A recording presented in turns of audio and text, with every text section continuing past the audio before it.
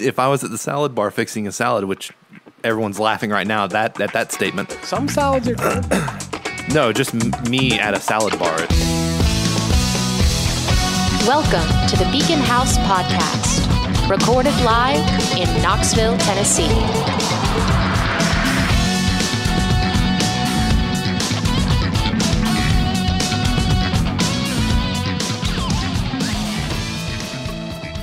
And that's how Hunter broke up with us over text message. Oh, man, he did. He's so cruel. Hunter totally shelved us this week. Yeah. He texted us 20 minutes before he's supposed to be here and was like, sorry, guys, I don't know time. Yeah. He effectively left us at the altar. He was like, it's not you, it's me. You know, he did that whole bit. Ooh, and he's about to get married. That's a great analogy for next. Shit. Good job. Yeah. Let's hope he breaks those patterns. Anyway, we're just kidding, folks. Listen, we're the Beacon House Podcast, and today we're just Spence and Casey. I'm Spence. I'm Casey. And we're without our third amigo, Hunter. He couldn't be here today, so this one is going to be both a dedication and a revenge on him. the one he's going to regret. Yep, should have been here. It's tough shit. And anyway, that's pretty much good. We hope everybody's doing well today. Well, Casey, how are you doing over there? What's been going on? I've been car shopping. Like, I took vacation time to, like, kind of recharge my battery before going back to work for football season. And I've been having to car shop. So it's basically no battery recharging whatsoever, just hanging out with lot lizards. God, that doesn't sound like much of a vacation. I fucking hate car shopping. I have two very old cars. Like, they're both like early 2000s. One of them is like a car that I bought myself. Another one was a car I inherited. It's like an old van. And man, like, I purposely just patch them up and keep them running because I hate shopping for cars, man. It's the worst. And here's the thing that I don't understand is people always tell you, don't settle on the first one you find because there's always a better car out there. Why can't you settle on the first one you find? Like, if you find a good one right off the bat, why can't you just go for it? Well, by that logic, that means if somebody goes, there's always a better one out there. That either means one of two things to me. That means there actually is a best one somewhere. And who's to say you didn't just happen upon it first? Yeah. Or what they mean is, given the passage of time, there's always going to be a better one that turns up. And if that's the case, that means you can never pick the right one. I hate to say it, but technically the first one I found turned out to be the worst one after looking up the Carfax. But the next like two or three I found, awesome. Really? Like, absolutely stellar. And I found a couple more I'm going to look at tomorrow, but I'm looking at a Hyundai Sonata. Okay. So, well, man, I know a lot of people that will, if they're looking at a car, they will look at the KBB.com, KellyBlueBook.com. It's supposed to sort of be kind of a general, like it gives you like general advice on what cars are worth. So if somebody's selling a car like on Craigslist, like I know a lot of people that buy cars on Craigslist, like it's going out of style. That's creepy. Well, shout out to our buddy Thorne Browning, who is a phenomenal mechanic. He likes to buy cars that might need a little fixing up because he gets them at a bargain. He can fix them himself. So there's not a lot of risk in it for him, but that guy's looking at any given moment in time, he's looking at 4 or 5 cars on Craigslist that he may fix up and sell or just whatever, but he's into it. He was telling me that you can't even necessarily trust Kelly Blue Book because they work with, I know I'm going to misquote this, but they work with some of like the used car industries or like the used car market to sort of, and they sort of inflate and deflate the values of some of the cars depending on what people are trying to sell. So it's not even necessarily accurate. It's probably close, but it'll tell you if some guy's trying to sell you a car and he's asking more than it's worth or whatever and blah, blah, blah. And it's absurd how much new cars are nowadays. Like a 2018 brand new car is $80,000. Like, it's disgusting. It's 35 to 100,000. Usually you're looking at around, with taxes and everything, between like 50 and 80,000. Something ridiculous. Not for me. It's, like I said, I know guys that buy $500 cars like all the time, And I think that's kind of the problem with used cars is used cars are going up in price now because the demand for maybe a little bit older of a used car is more popular than buying a brand new car because it's too expensive to buy a brand new car. And I find historically that there are certain eras of certain cars that were really fantastic. Like There are certain places in the 90s. If you can find like a 90s Honda Accord from, I think it's like 92 to like 98 or something, and it's in pretty good shape, it's going to run forever. Yeah. Like, it was just a time and a place. Also, there's an era of Hondas, I think after 2008, that are just phenomenal too. But Honda had some weird, I think 2003, Honda had like a problem. Or sometimes in the manufacturing of cars, they just have bad runs. And so like a friend of mine was looking at like a early 2000s Nissan Altima. And again, my friend Thorne was like, don't buy it. Don't. They all have this problem with like the transmission or something, like don't do it. So it's hard to tell. Everybody's going to go, this is the greatest car, and they clean it up, but you never know if like that particular car has a problem with the engine going out or the head gaskets never seal or fucking whatever, you know? Well, what's funny is, the first place I went to, I'm not going to say the actual name of the dealership, but I rolled in there, and I'm met by this older gentleman outside. I mean, you can't get out of your car before they're like holding the door, grabbing the door, pulling it open for you, being like, hey, here to buy a car? It's like, good Lord. I hate it. Personal space is not their forte. I absolutely hate it. So I go to open my car door, and he pulls it open even further and goes, here to buy a car? And I was like, well, I'm here to look around. I'm not, you know. And you're like, no blowjob. I came here for a chicken salad sandwich. Like, why the fuck do people come to car lots, you know? I was sitting here trying not to hate myself long enough for you to walk up to the fucking window. I'm actually here because I want to be put through the worst experience of my adult life, which is having to shop for cars in a dealership where clearly you don't care about me. You just care about making that extra dollar. Yeah, I came here for something terrible, and thanks, because you've made that happen for me. So anyways, he goes, so what are you looking for? And I said, well, I'm looking to trade this car in, which is my Mercury Sable. And I was like, I'm looking to trade this in. I have this much to go for, and I want about, $1,500 for my trade-in. And this is how much money I'm buying out cash right. Yeah. No payments. I don't want any car payments. Right. And he goes, okay, well, he's like, I already know exactly the car I want to show you. And I was like, well, that's not good. I was like, you only have one car you want to show me? And he's like, yep. And it was a 2010 Chevy Impala, and it had 68,000 miles on it. Now, Spencer, when you see an 8-year-old car that only has 60,000 miles on it, what's your first reaction to that? Well, see, I don't think this is the correct reaction, but I think this is a matter of hope. Yeah, I go, oh, hopefully this was owned by an older person that just drove it, just a Sunday driver. They just kept it in the garage most of the time and had all the work done at the dealership, and it just doesn't have a lot of miles on it. Yeah. That's my hope. Now, I have recently been told by Thorne, our mechanic friend, who hopefully is going to be on here one day, that that's not necessarily the case. If a car has low miles, that may mean because it's been in the damn shop the whole time. So what was your discovery? My first reaction was, because it looked almost brand new. It looked fantastic. It was cleaned up real nice, which of course is easy for dealerships to put the work in to make it look like it's new. Excuse me. Edit. So my first reaction is, it looks like somebody drove it because it had two owners, is what the guy told me. Right. And I said, it looks like someone drove it for 30,000 miles. Something happened to it, and then someone else bought it and drove it for 30,000 miles, and that same thing or something even worse happened to it, and then now you're trying to pass it off on me.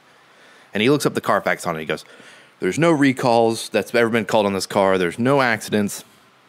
Everything looks good. Oil's been changed, all this other stuff. And I said, okay. And he sits me down. He's like, what's your phone number? I got to get some information here from you. What's your name? And I gave him my name. He's like, what's your number? And I was like, I really don't want to give you my number. He's like, well, I need it. And I'm like, I don't think you really do. Once again, me, of course, not wanting to give my number out. Yeah, this guy had no idea who he was fucking dealing with. However, because you guys have given me so much shit about not giving my number, I was like, you know what? I'm going to do the polite thing and just, sure. And I gave my phone number, which is the biggest mistake I ever made. So you guys are still wrong about me not giving my number out. Well, dude, I will say this. We recently talked about terrible places to work, and I was talking about back, some of the problems I had working. I think ultimately I defended Guitar Center, but I said it's had a terrible reputation. One of the reasons that I liked it less than Musician's Friend when it converted, they got bought out, is because it was like working at a used car lot. I told people that. And there was a time, I don't know if they still do this, but there was a time where you had to have what they call a card file. And you had to add so many phone numbers to it a day. Like a lot of people didn't do it, and a lot of people just didn't want to give you their number because they were there to buy picks or strings or something small, you know. But you were supposed to have like a file that you could go to help sell stuff. Like if somebody's looking for something, you've got a big list, and that's actually not a bad idea for salesmen. But that's why all these places are trying to collect your data. Like I like to buy stuff at Bath and Body Works, and yes, I'm prepared for all the shit I'm going to get for that because I'm a dude. Don't yuck your yum, bro. It's the best, dude. Even if you're a dude, it is the fucking best. Like bath and like shampoo and stuff, you could get anywhere, even for dudes. It's so good. Anyway, but they're always like, can you get your email address? Well, I'm like, I'm buying a fucking air freshener, you know. But that data collection stuff drives me nuts, man. And like, and you know that the person at the register just like has to get so many of them a day, and like I get it, but it originated in like the sales industry, and it originated with like the fucking car salesman. So you were at the worst possible place to not want to give your number out, you know? And I actually have a spam email that I give email address. Like sometimes people are like, I have to have an email. I'm sorry, I have to have email. Yeah. I go, okay, here's this email. And I give it to them and it works, but it's one that I've lost the password to and I never check. So it just goes correctly, directly to that and I never see it. It's totally beautiful. You know, there's a phone number you can give out. I forget what the phone number is. Google it. Everybody Google it. It's like fake phone number or whatever. It's to give people that are like hitting on you. And like if a guy's hitting on her, go, hey babe, let me get your number. And she gives him this fake number, and you call the number, and it politely tells the person like, look, they didn't want to talk to you. It like lets them down. It goes, you've been given a fake number because you're just not desirable. Can you imagine giving that to a car dealer and then being like, I want to see? Yeah. Oh my god. Well, there's bound to be an email address that does that too. That like if they try to send you an email and it automatically goes, yeah, you've been duped. This isn't anyone's email. Like they don't want to be on your stupid list. There's probably one of those too. If not, we should make one. Note that today that we copyright that idea. We patented the idea of fake return email, Beacon House. So he asked me for my phone number, and I quickly in my head heard you and Hunter being like, no, you really should give me shit for it. So I was like, all right, fine, here's my phone number. We were saying they feel like somebody's in trouble, not somebody trying to fucking sell you something. That's fair. And then he asked me for my email address, and I was like, this sounds like you're just going to send me a bunch of shit. And he's like, no. This is all, normal. Everyone has to do this. He's like, I would never do that. We're friends now. So anyways, long story short, I, look at the car, make a few phone calls, decide that it's probably not the best buy. I'm going to hold off on it. And the guy puts me through the guilt trip ringer. I mean, the worst guilt trip ringer. Is that a good sales tactic? I feel like that's not, to be desperate isn't a good sales tactic. And what's funny is I still have a running car. It's not like I need a new car. And so pressuring me to buy one isn't going to work because I don't desperately need one. Yeah. And so I'm sitting there and this guy's barking up the wrong fucking tree. He really was. So I come back inside after, making my few phone calls and asking around, and I go, I think I'm going to keep looking around. I'm just going to keep shopping. And he goes, I can't hold this car. And I said, well, I'm not asking you to.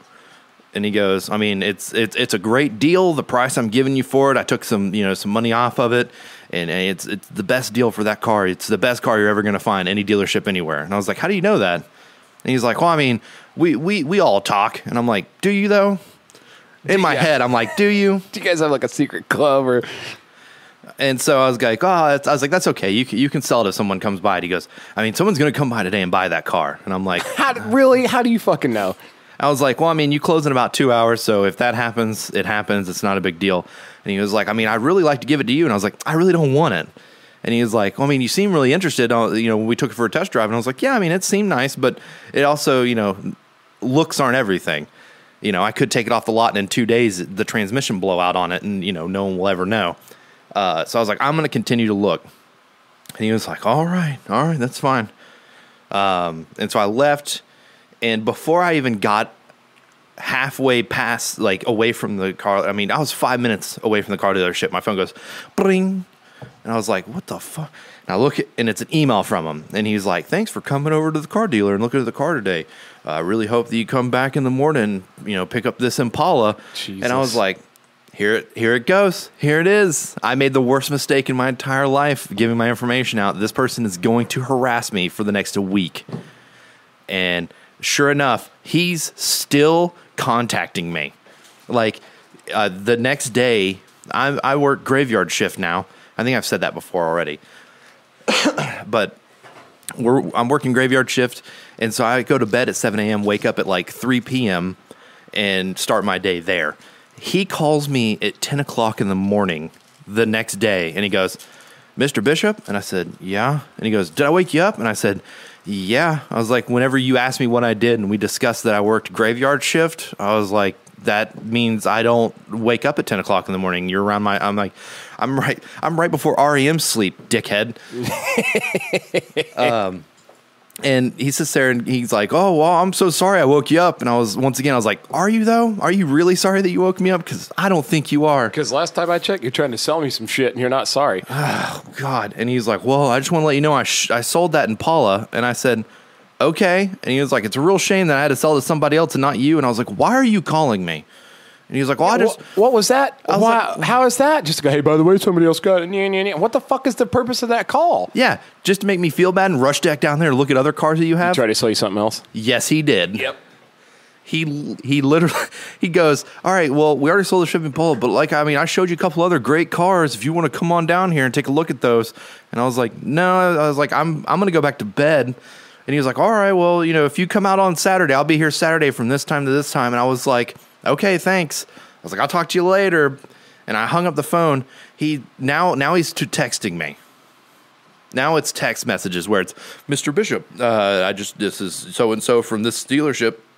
If you want to come down and look at some more cars, I'll be here all day. Dude, you need to totally just start responding with like weird memes and stuff. Like, I wanted to start sending pictures of my butthole to him. I mean, just send the guy like a dick pic or something and just be like, look, I feel like you get in trouble for dick pics and butthole pics. I feel like it's soliciting advice. I would be like, hey, we've gotten really close, and so I just feel like, and just send him like a picture of your armpit or something.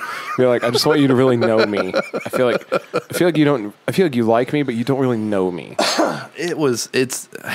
Dude, I have a funny story about people at a car lot. Like my friend Joe Hurley, and some people listen to this podcast know who Joe Hurley is, and he's like the class clown. Like he's a real character. He's a good guy to chum around with, and something always. I've happens. heard the Taco Bell and McDonald's story. There's just a lot of stuff. So anyway, at one point, Joe's had several jobs. Joe was working at a car lot at one point, and this famous local psychic came in, this guy named Bobby Drennan. Have you ever heard of him? No. Okay. He was from either right from here in Knoxville or from around here, maybe like the Tri-Cities or something, but he was he was on TV shows and he like consulted with the police and the FBI on cases and stuff, and apparently like helped people solve cases. He was like a famous psychic, like supposedly.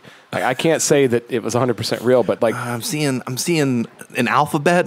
Ooh, an alphabet. Maybe an A, a B, a C, a D. D. My name's David. David. Yeah, that's David. The one I got. I knew it, David. I knew it. And it's probably something. So I don't know.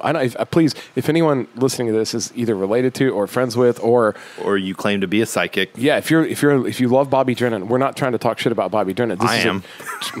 Well, Casey is, but like I don't really know much about the guy, but I know that he was a famous psychic, and he came in to the car lot where my friend Joe Hurley was working, and Joe became the salesman that like got to work with him. Okay, and here's the funny part about it, and again, I don't know how much of this is 100% accurate, and I'm sort of like restating this, but anyway, the guy was very much like, I'm here to buy a car from you, Mr. Hurley. He looked at his name tag, Mr. Hurley, I'm here to buy a car from you, and just so you know, I'm a famous psychic.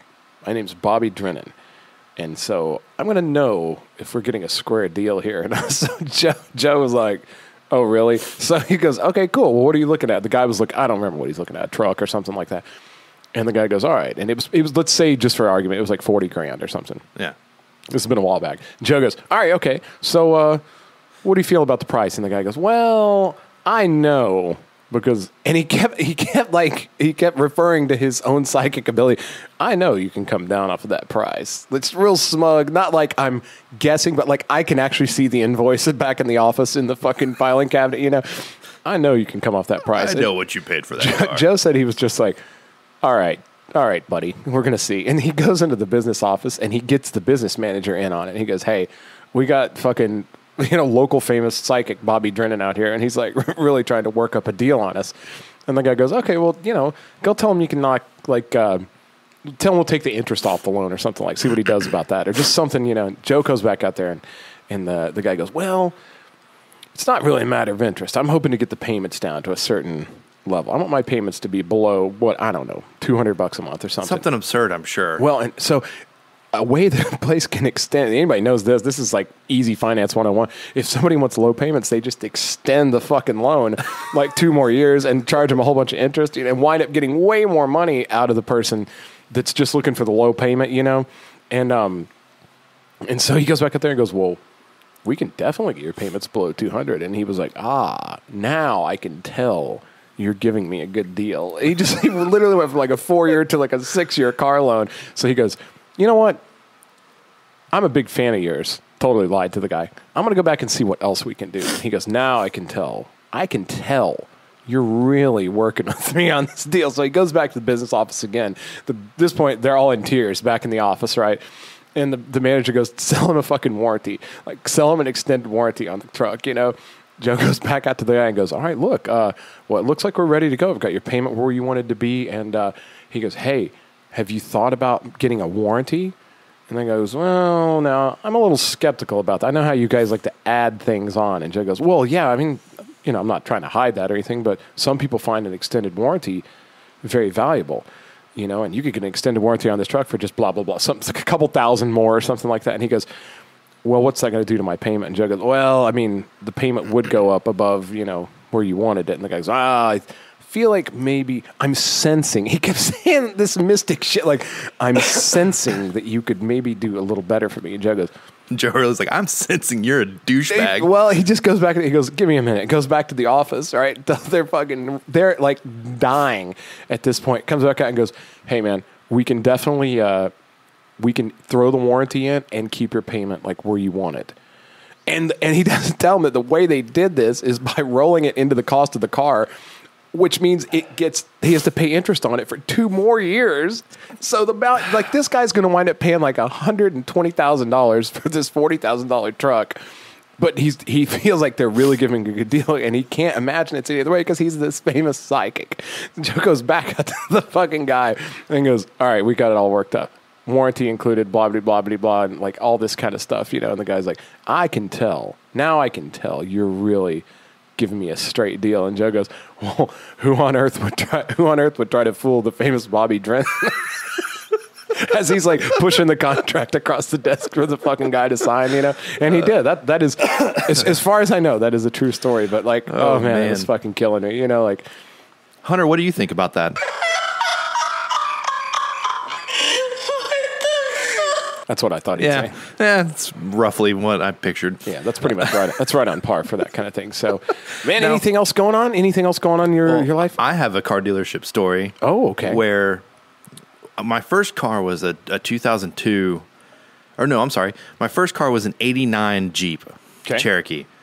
And it was so bad that it didn't have keys to unlock the car. I just had to leave it unlocked to make sure there's nothing inside the Jeep to steal. Yeah. And when you turned off the Jeep, the engine would run for another like 30 to 45 seconds. Like you turn the car off, take the key out, and the engine would go. Oh, that's my favorite. I love that. It's like backfiring. Yeah. Oh, I love it. Yeah. Me and my friend Tater used to joke that we wanted to find a car that did that so we could pull up in front of like the coffee shop or whatever, get out, and lean up against it and smoke cigarettes while it was still running. Yeah, before it died, and just be like, "What up?" Hopefully, the last, like. So, me and a family member, I don't want to give this person away because I don't know if they want me to tell this story or not. So I'm not going to. Is it the one I know? No. Okay. So they go with me because they're my car person that I always take. To get cars because they know exactly how to wheel and deal. They're like a genius, a savant at, making sure they get the best possible price. Right. And so we go to this dealership and this lady goes, oh, so you guys here to buy a car? We're like, oh, we're looking around. We have this Jeep we want to trade in. And, we kind of want to look around and see what we got going on. And so I found another Jeep. It was a 1999, 93, something like that. I can't remember. It was newer than the 89, and it was in better condition. And we're like, all right, we'll kind of wheel and deal. And she was like, all right, so we got all the paperwork squared away, and the family member was like, we want this much for that Jeep.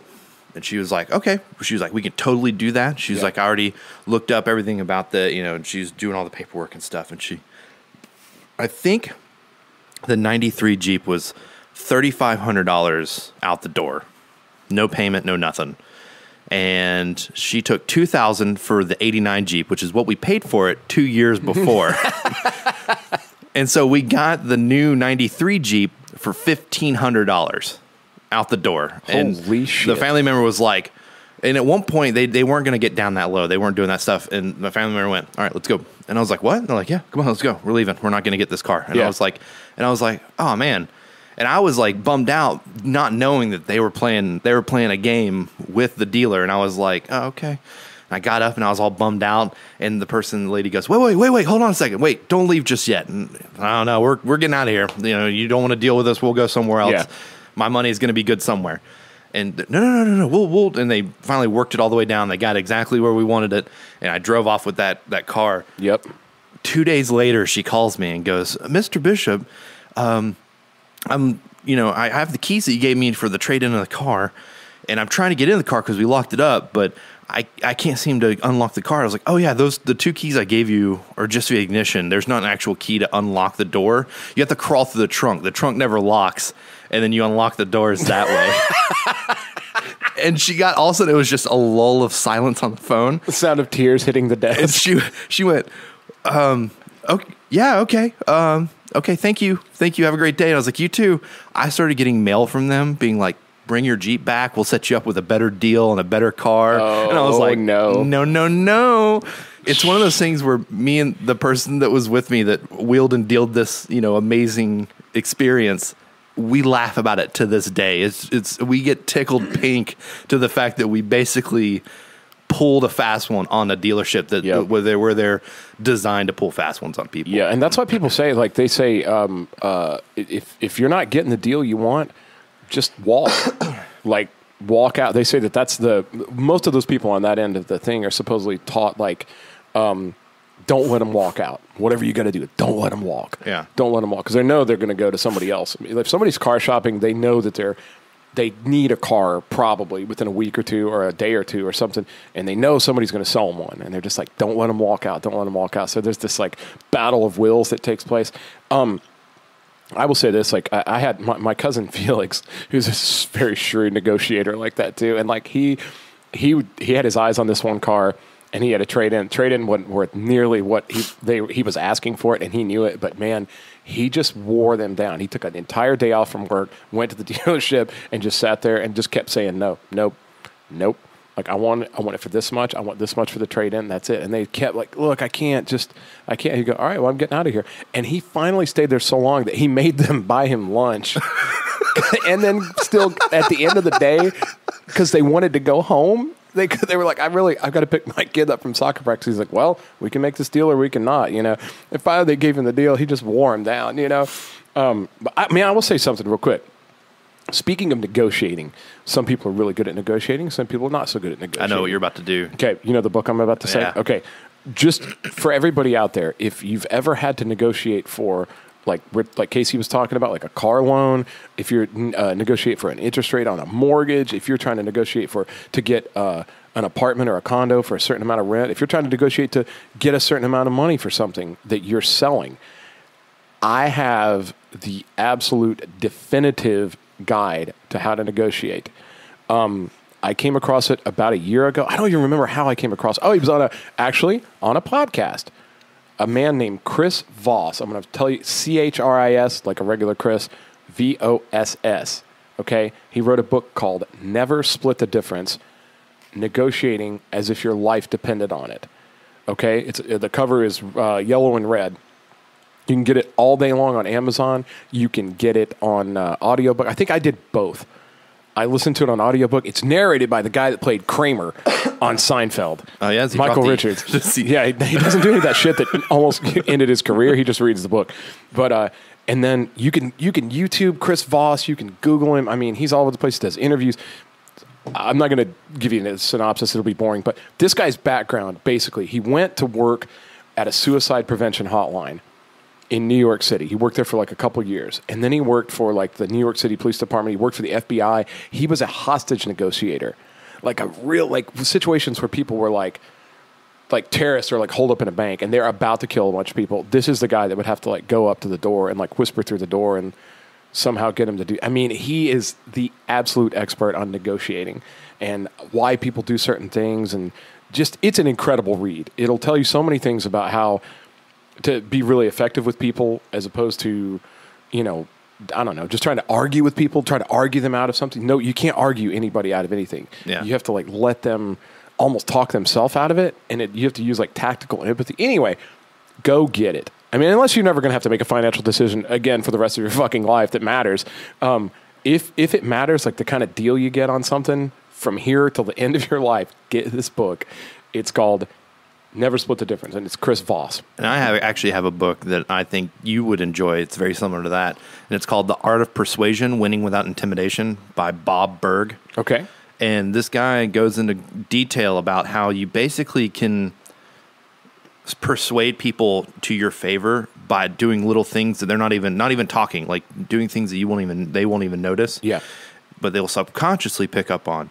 Like one of the things he talks about is, you know, you're out at like a business meeting with somebody and you notice that the person like keeps moving their straw when they talk and like stir their drink up, and it's kind of like this nervous tick they do. If you start slightly picking up that tick and doing it as well, they subconsciously pick it up, and they're more in favor to agree with you because they're like, well, this guy does this, like subconsciously. Okay. Like, this guy stirs the straw just like I do. Like body language and shit. Yeah. And so you mimic body language, you mimic ticks, and that way this person subconsciously starts picking up and feeling more comfortable around you, and they're more likely to be persuaded by what you have to offer. Wow. There's a whole thing about like body language that some people are really good at. My friend Mike D, shout out Mike D. He went through a phase where he was studying that, and we would be out in public and like we would run into a friend or somebody or talk to somebody or talk to a stranger or whatever, and he would go, that person was lying to us. And I go, what do you mean? He would go, well, did you see how they stood? Like they didn't face us. Like cross their arms defensively. They were all closed off, or they touched their nose a lot or something. Just weird stuff like that. I mean, I'm not quoting that verbatim, but there's a whole thing about body language that tells people if you're being honest or not, or if you're being warm or receptive, or if you're kind of being cold, or if you're all defensive. But I mean, even the tiny bit of retail I was in, they used to teach us, like, if somebody walks in and you go, hey, how's it going? The person that goes, get away from me. I don't want to buy anything. Leave me alone. That's the guy that's going to spend the most money. He's going to absolutely spend way over his budget. He's going to go home and get in trouble with the wife. He's done it so many times that now he's scared of being asked if he needs help, you know? And you're not supposed to stay on him, but they're like, when they say don't take no for an answer, I think that's where that comes from. The guy goes, nope, get away. I know what I want. I don't need any help. All right, man. And then just stand there, and the guy will come back up and go, hey, man, can I ask you some questions? And you go, sure enough, and he's already pulling his checkbook out, you know, like fucking. But yeah, man, there's a whole psychology to being a good negotiator and getting what you want. Like one of the tricks in this book, and I don't want to. There's so many things, but one of the things is like if you have a boss or something who's like a real asshole. So many people that work for me right now are going, yeah, like you. No, that's not true. I hope not, but. If your boss is one of those people that's like stressed out and running by and just like yelling things like, get over there and do this, or I need somebody to do this, blah, blah, blah. And it's nonsensical, and you can tell that it's just busy work, and they're just shouting because they need to shout, you know. One of the things you're supposed to do is like restate the thing to them. Like say you're working in an office and the boss comes by and the boss is like, I need you to type up in triplicate all the pages from the report, you know, blah, blah, blah, blah, blah. And the thing you're supposed to do is go, type up in triplicate? And they go, yes, did you not hear me the first time I said type up in triplicate? You go, okay, so type up in triplicate. And you just keep repeating it to them like you're trying to understand. And when they hear it back enough times, they'll go, you know what, don't worry about it. I didn't want that to begin with. Like there's little things like that. And again, in practice, you got to practice this kind of stuff. But there's a lot of neat little tricks like that literally just turn people's switches on and off, and they just go off. Woo. You ever watch a TV show called Lie to Me with Tim Roth? No. So it was a show based on a real guy. I think in the show, the character's name was Cal Lightman, but it's a real guy who works for the FBI and the CIA, and he picked up the science of microexpressions and basically picking up all the tips and tricks and body languages and little things that you do when you lie. And so like the whole TV show is like, you know, a flavor of the week crime show, and he picks up people lying, that kind of stuff. Yeah. However, the things that they bring up is a real science, and you can actually use it in day-to-day life. Shit. And there's been times where people have like come up to me, you know, people will come up to you with that long story about why they got to the situation they are, and then in the end they ask you for $5 so they can get a gas or they can do that kind of thing. This guy, I just watched binge watched a show on Netflix, and this guy approached me. I think I was still in high school or just out of high school, and this guy went through this whole thing where he was like, he's like, man, it's just, I've had the rough day today at 10 o'clock. I woke up and did all this stuff, and at noon I was even worse, in worse shape, and then by 2 I was even worse. Yeah. This and that. He's giving me all these time numbers and things like that, and it just dawned on me that the show was people when they lie will remember their lie chronologically or in the right order. Ask them to repeat it backwards from the last point all the way to the beginning in chronological order and tell you exactly what happened. Someone who's not lying will easily be able to do that because it actually happened. That's fucking awesome. Someone who's lying only remembered it one way, not the other. And so you could go, all right, if you can tell me that story backwards, starting from the end and go to the beginning, I'll give you $5. And that's what I did, except I told him I'd give him $10 if he could do it. Oh, he couldn't do it. Shit. He was like, yeah, so this and then this. And of course, people listen to this now being like, well, I mean, if the guy's stressed out, he might not remember, and you're just being a dick holding money over his head. And I was like, I was a kid. What are you going to do? Dude. But there's so many little things like that. When people are talking to you and telling you a story, right at the point of a lie, they'll try to break eye contact just for a second. Okay. Weird things like that. And then also, everyone says, oh, when someone's lying, they're not trying to look you in the eye if they're lying. Yeah. However, most people know that tactic now, so people who are lying will more likely try not to blink and just stare directly into your soul while they tell you the lie, so they don't seem like they're lying. And so those are actually the people that lie. Dude, I had a guy actually get me this week. He got me for some money in a grocery store. I went to Food City because I'm I'm trying to do the low carb, healthy fats diet and all that. It's horrible, but I don't recommend it to anybody. If you can eat cheeseburgers, eat the fuck out of cheeseburgers, please. But so what I've started to do is go to Food City because they have a pretty good salad bar, and they have the two things that I want a lot on salad now, which is oil, olive oil and vinegar. Yeah. And it kind of makes it taste like there's dressing on it, but there's not, and it's pretty low on the glycemic index. I sound like an asshole. You're fine. Yeah, but I hate when people talk about stuff wow, my limited diet. I mean, I don't do that. But you're not talking about CrossFit. You're good. Yeah, I'm trying to just I'm trying to be healthier. So I've been going to Food City, and you can get a pretty wicked salad.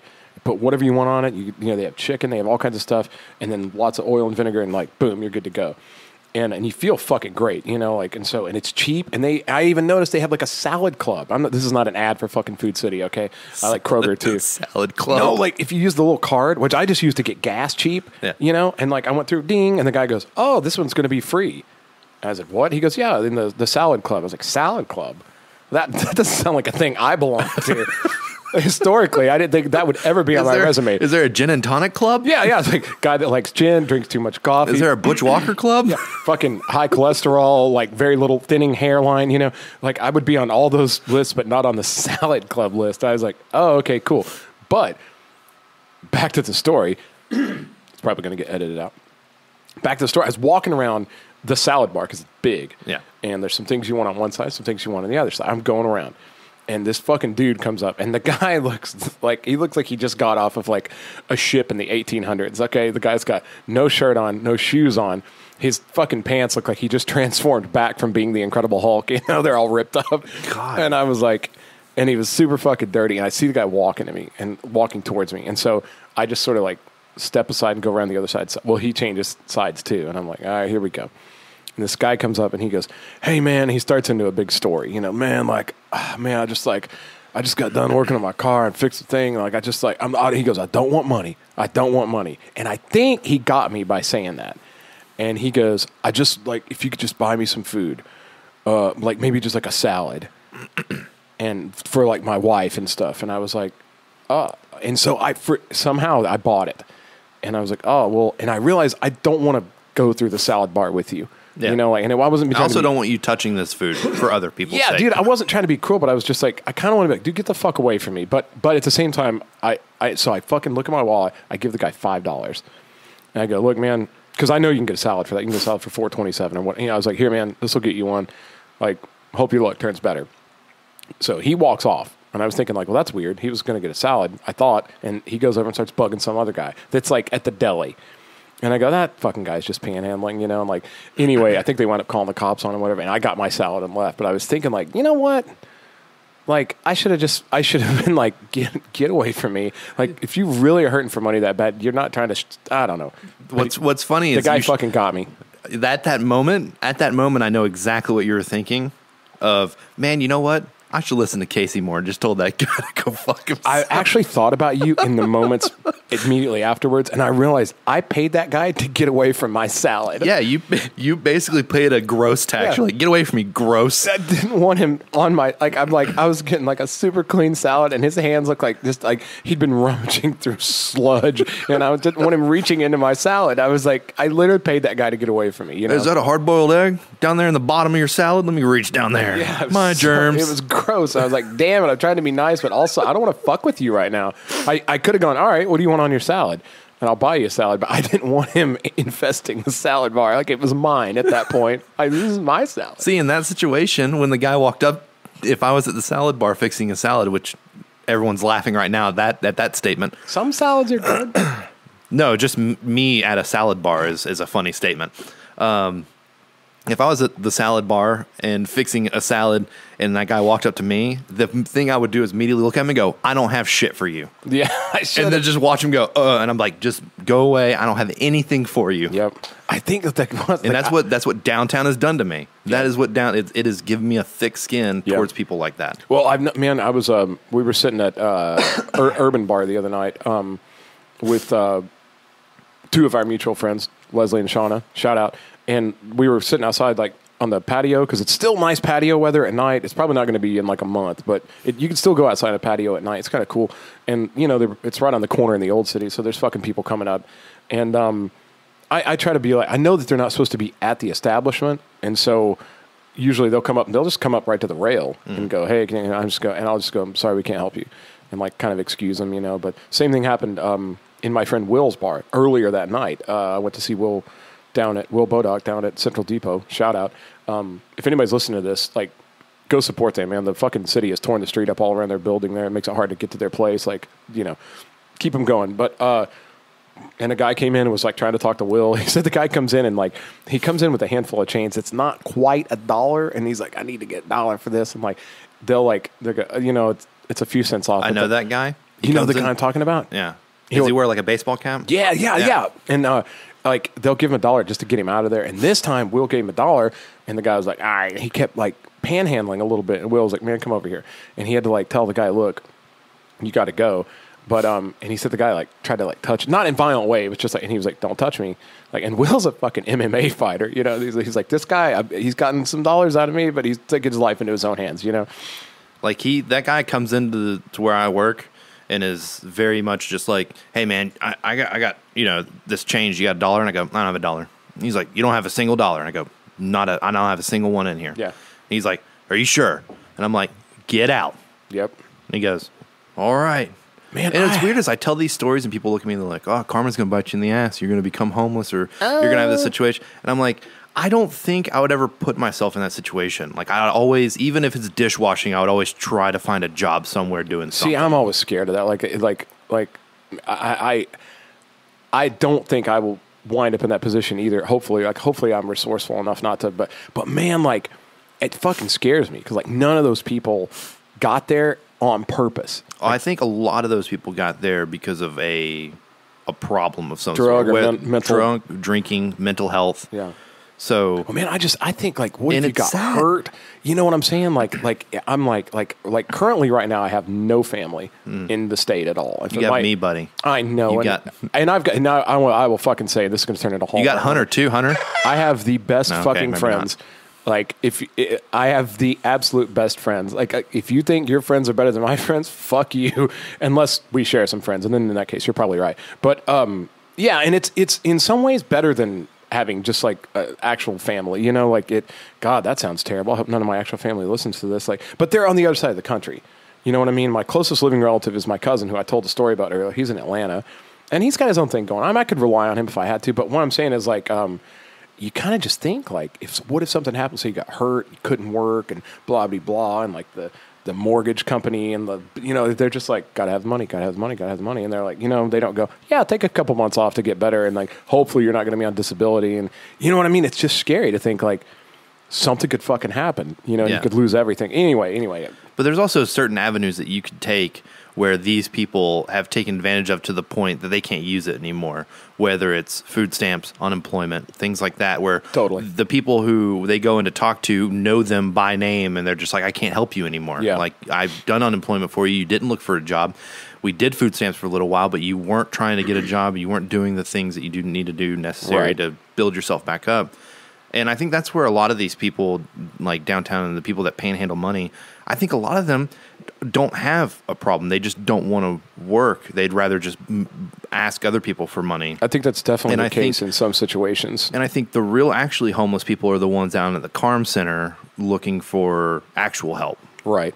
Well, and there's a big conversation, too, about the system that they get in and how hard it is to get out of it and how, again, I'm not qualified to discuss this. Glenn Jacobs could probably tell you a lot about this. And then another really good friend of mine that works on musical equipment called the Sound Doctor, John Stembridge, he told me a lot about this one time. There's a thing where once you get in the system, like the welfare system, you actually, as long as you stay on their page and do everything they tell you to do, like you'll have the worst of everything. You'll have terrible housing, terrible food, but you'll get more than you would get if you started out at like a minimum wage job. Yeah. It actually makes it not worth it to go get a job for a little bit, just to stay on that thing. And that it kind of, there's this like loop and people get caught in it. And it's not just lazy people or bad people. Sometimes it's just like, well, you know what I mean? Like I would have to take a pay cut and work my ass off for 2 or 3 years to get on my feet. And then or I could just like keep collecting this check and, you know what I mean? Like there's a point where you go, crap, dude, I almost can't blame them. Yeah. But I don't know, dude. And a lot of people I know listening to this are like, oh my God, Casey's such an asshole. He's mean to people, mean to the homeless people, mean to panhandlers, things like that. And honestly, I might be, but I think like working downtown has given me this thick layer of skin to where I just, even if the person's being super nice about it, all the other ones that have, I've given money when I was younger. I saw this guy in a Best Buy parking lot, gave me this whole spiel and was like, I just need $5 for put air in my tires and some gas. And I said, here's $5. And like 2 months later, he was back in the Best Buy parking lot giving me the same story. And that's when I was like, that was the first instant of this dude. I mean, he's dressed nice. He's literally just bumming money off people because he just doesn't want to do anything. Right.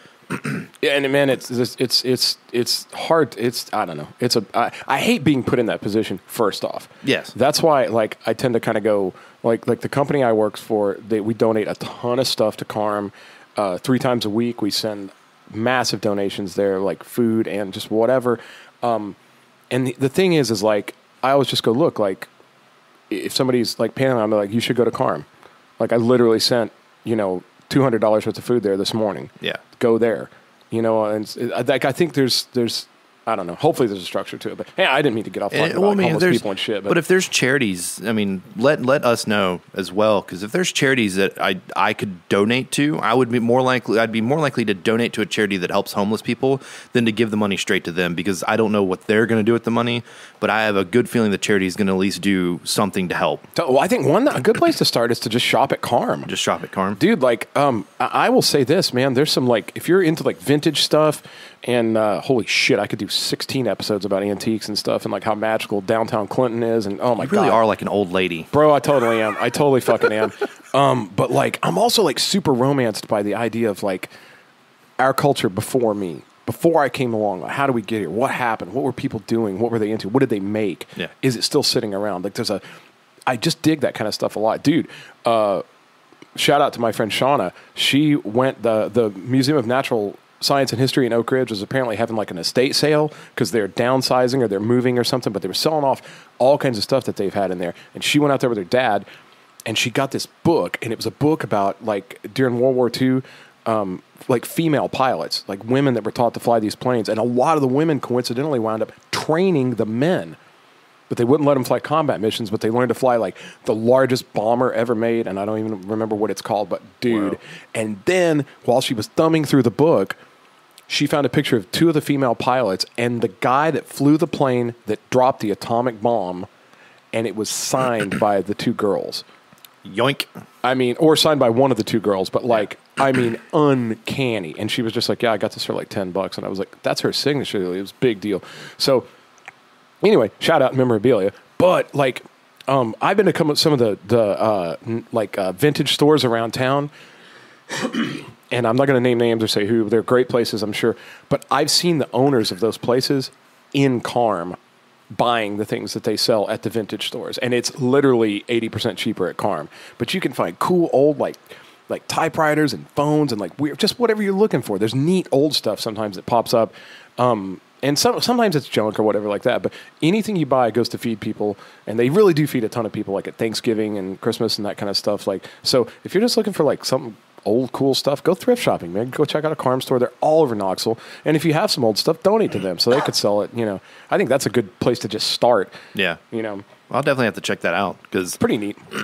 I think it'd be neat to have like a bunch of vintage clothing, things like that. That'd be sometimes cool. the clothing works. I've got a pair of like old, like real fancy dress shoes that I got, which is weird because I'm pretty sure whoever owned them is dead now. You know, but that's interesting to think of. But they're real nice and they're probably. Well, it's not that bad unless they were like on them when they got put in the ground and someone took them off after the fact. That's true. Then that's it's true. a little strange. I'm gonna pretend like it couldn't have happened that way, but who knows? No, I put that in your head. Fucking.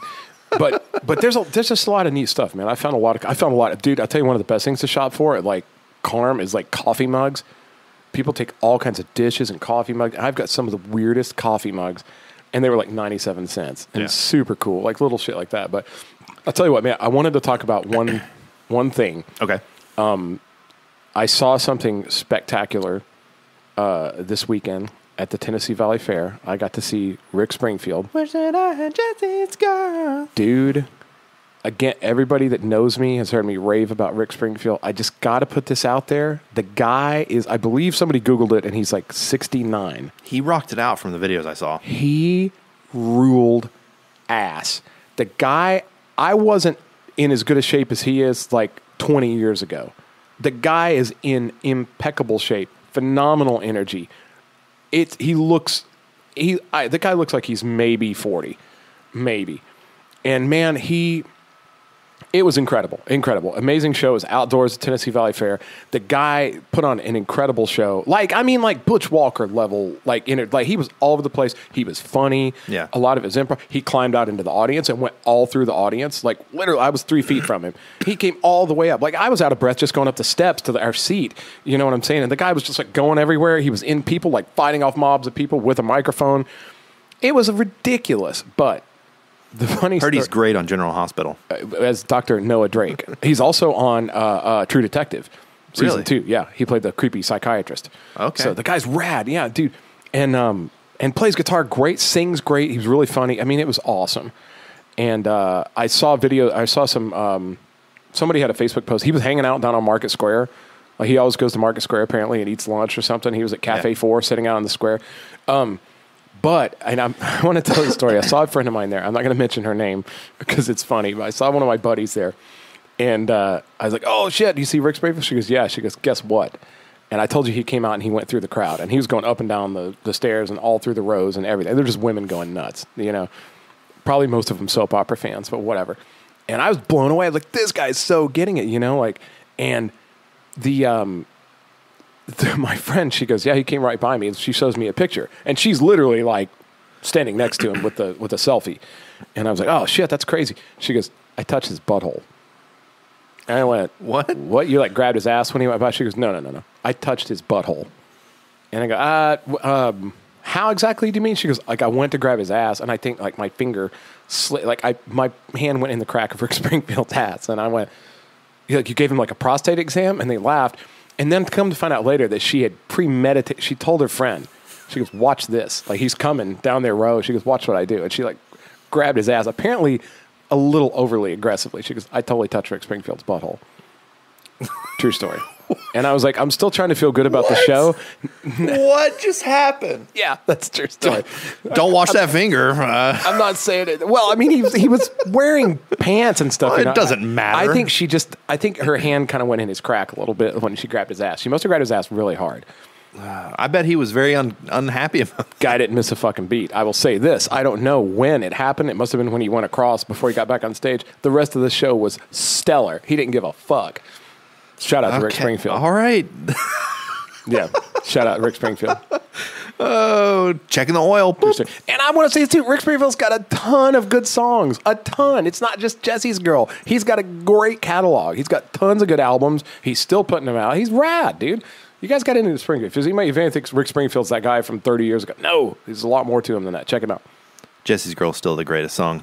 Man, it's as far as like a chorus goes, like the tag, like the first two lines just say Jesse's Girl, and then when it goes up and he says, why can't I find a woman like that, with all the harmonies and stuff, there's something about that is fucking, that song is so full of hooks, you know, it looks like a bait shop. Oh, yeah.